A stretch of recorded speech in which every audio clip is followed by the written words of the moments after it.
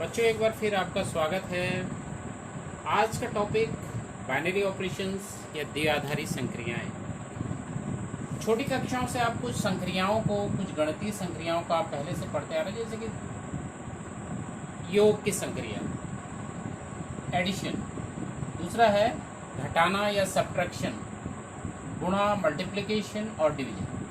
ये चार संक्रियाओं के बारे में आप छोटी कक्षाओं से पढ़ते आ रहे हैं। अब ये चारों संक्रियाएं भी द्विआधारी हैं। द्विआधारी का मतलब या बाइनरी का मतलब होता है टू से, बाइनरी का मतलब दो से।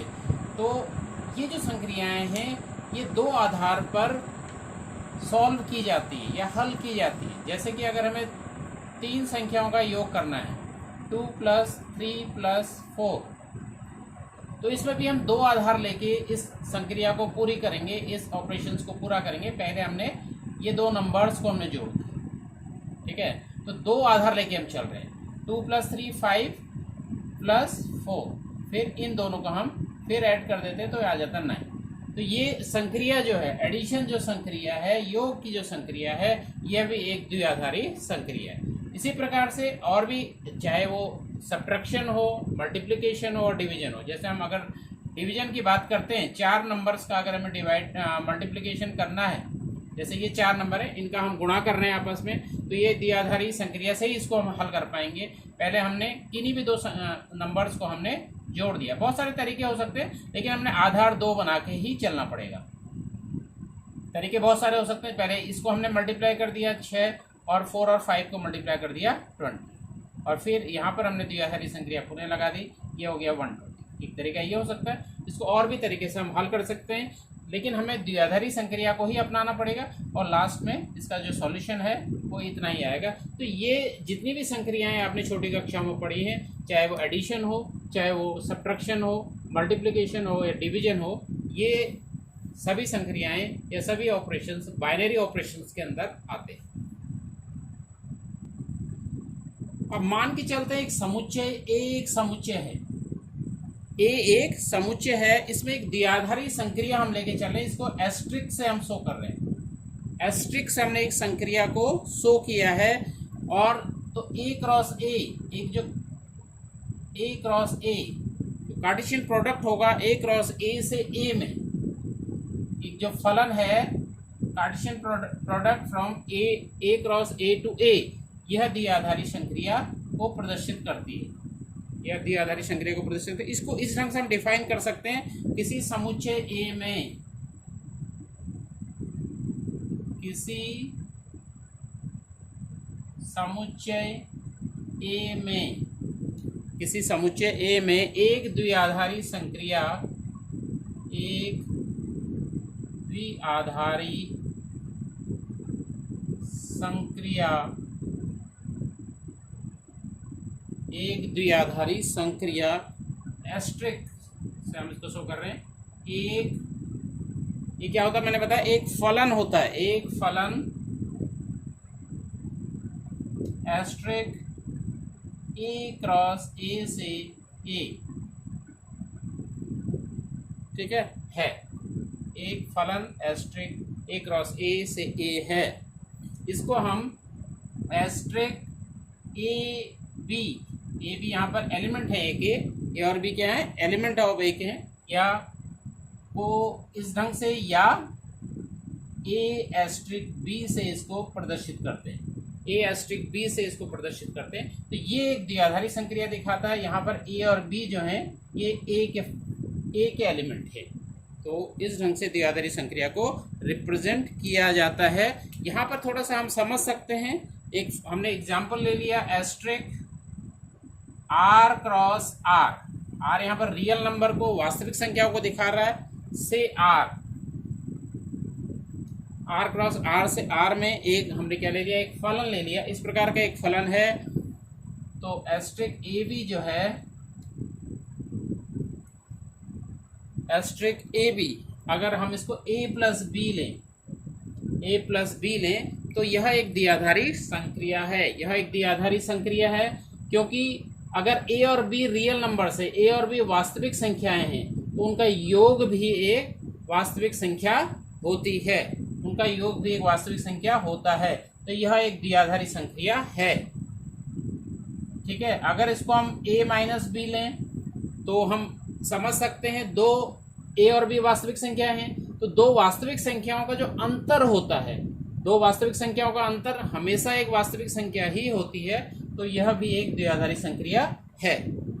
दो वास्तविक संख्याओं का गुणनफल अगर इस ढंग से हम परिभाषित कर दें इसको, तब भी यह एक द्विआधारी संक्रिया ही है, क्योंकि दो वास्तविक संख्याओं का गुणनफल सदैव एक वास्तविक संख्या होता है।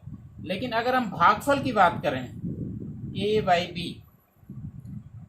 बी, ये वास्तविक संख्या हो भी सकता नहीं भी हो सकता। अगर b की वैल्यू 0 है तो a by b b is not b equal to 0 के लिए अगर b का मान 0 हो जाता है, क्योंकि 0 भी एक वास्तविक संख्या है, b बराबर 0 के लिए a बाई बी अपरिभाषित है या परिभाषित नहीं है, परिभाषित नहीं है।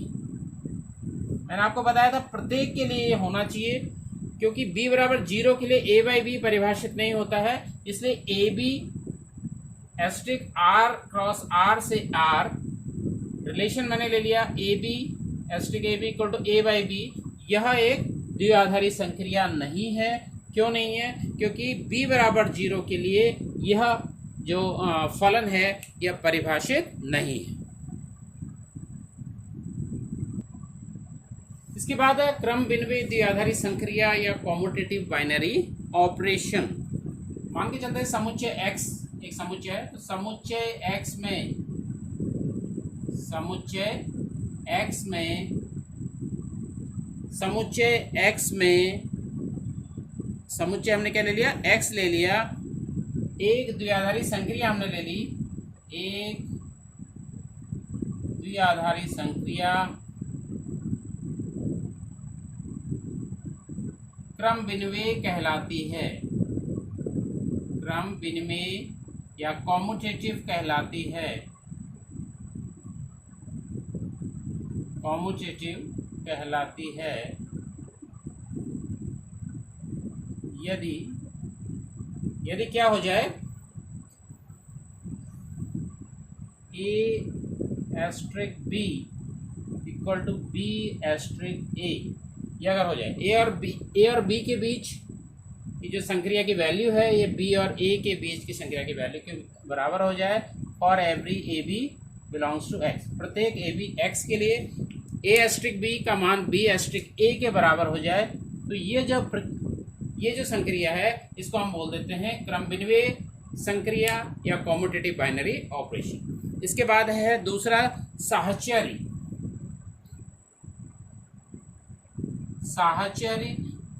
द्विआधारी संक्रिया, साहचर्य द्विआधारी संक्रिया, इसको हम बोलते हैं एसोसिएटिव बाइनरी ऑपरेशन।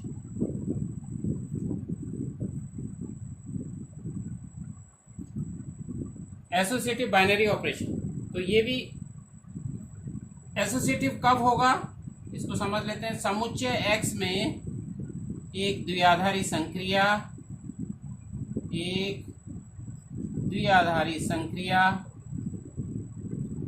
साहचर्य कहलाती है, साहचर्य या एसोसिएटिव कहलाती है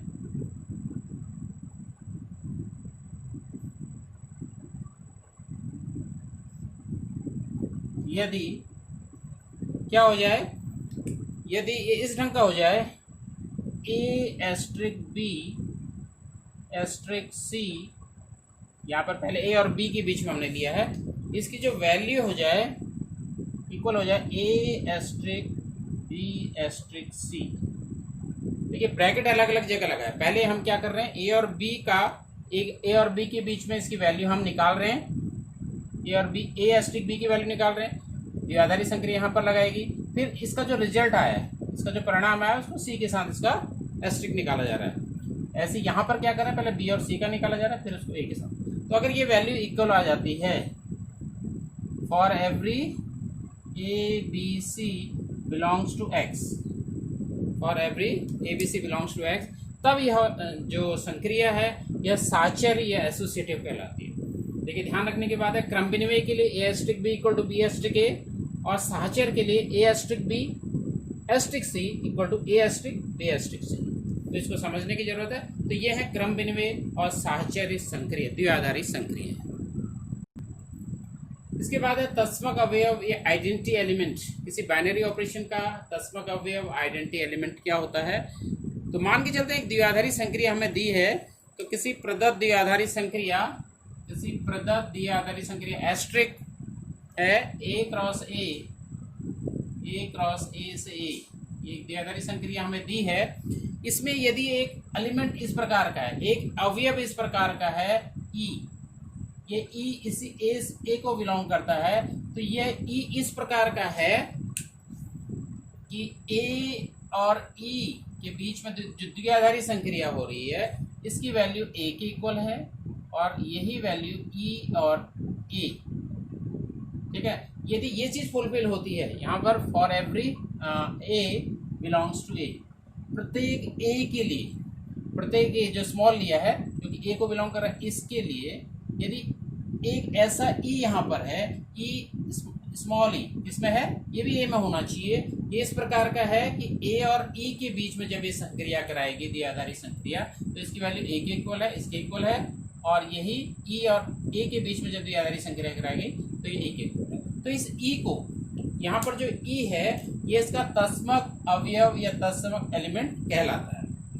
जैसे कि हम समझ सकते हैं योग की हमने पढ़ा, योग या एडिशन जो है द्विआधारी संक्रिया है, तो इसके लिए हम समझ सकते हैं ए और शून्य को अगर हम जोड़ते हैं तो इसकी वैल्यू ए, और यही 0 प्लस ए, ठीक है। तो इस ई के स्थान पर क्या आ गया?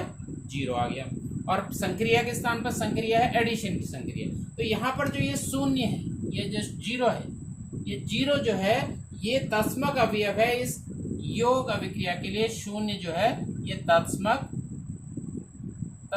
अवयव या आइडेंटिटी एलिमेंट फॉर एडिशन, ये होता है शून्य। अगर मल्टीप्लिकेशन गुणा की बात करें तो गुणा में भी हम समझ सकते हैं, गुणा की जो अभिक्रिया है a इंटू 1, ए को अगर 1 के साथ मल्टीप्लाई करें तो ये ए ही होता है, और यही वैल्यू 1 इंटू ए के लिए इक्वल है। तो जो गुणा की द्विआधारी संक्रिया है, गुणा वाली द्विआधारी संक्रिया है, उसके लिए जो एक है, ये जो एक है ये तत्समक अवयव, तो 1 जो है 1 तत्समक अवयव होता है, 1 जो होता है तत्समक अवयव होता है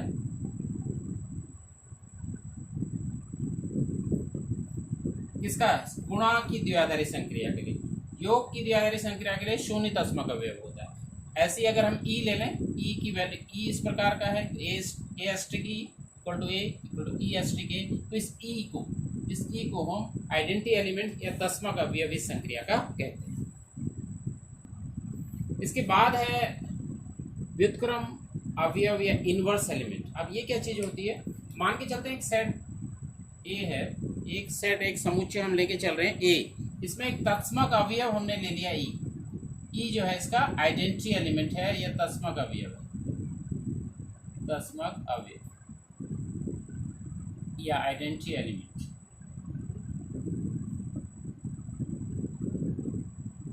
ए इस ए को बिलोंग करता है, स्मॉल ए इस ए को बिलोंग करता है, तो हाँ, तो यदि इस प्रकार का हो जाए, क्या हो जाए?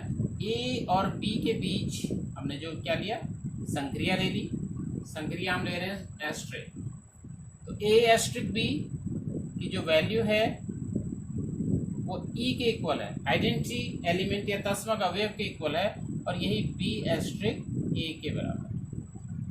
यदि ऐसा हो जाए कि ए एस्ट्रिक बी, ए और बी के बीच का जो बाइनरी ऑपरेशन है वो ई के इक्वल हो जाए, तत्समक अवयव के इक्वल हो जाए, और यही बी एस्ट्रिक ए की वैल्यू हो, तब इस बी को इस ए का व्युत्क्रम अवयव या इनवर्स एलिमेंट कहते हैं, और बी को हम लिखते हैं ए इनवर्स। इस केस में बी जो होता है ए का इनवर्स होता है या व्युत्क्रम एलिमेंट होता है, इनवर्स एलिमेंट होता है। तो हम इस प्रकार से इसको बोल सकते हैं ए एस्ट्रिक, इस बी की जगह पर A inverse equal to E equal to A inverse asterisk A. तो यहाँ पर ये जो ए इनवर्स है, इस ए का ये क्या है, व्युत्क्रम अवयव है। इसको समझ सकते हैं, एग्जाम्पल से हम इसको समझ सकते हैं।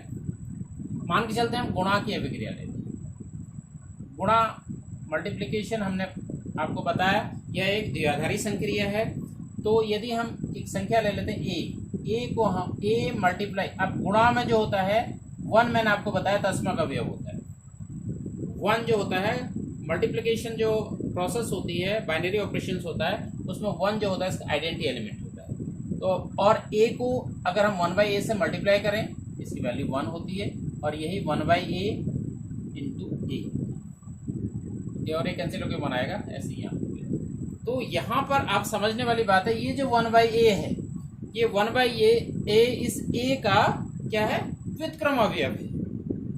ठीक है, तो a इनवर्स की जो वैल्यू है यहाँ पर 1/a, ठीक है। इस a का व्युत्क्रम जो अवयव है ये 1/a है। तो इस प्रकार से इसको समझा जा सकता है। व्युत्क्रम अवयव, इसका व्युत्क्रम अवयव a का निकल गया। इस प्रोसेस के लिए, इस बाइनरी ऑपरेशंस के लिए 1/a इसका क्या हो जाएगा, व्युत्क्रम अवयव।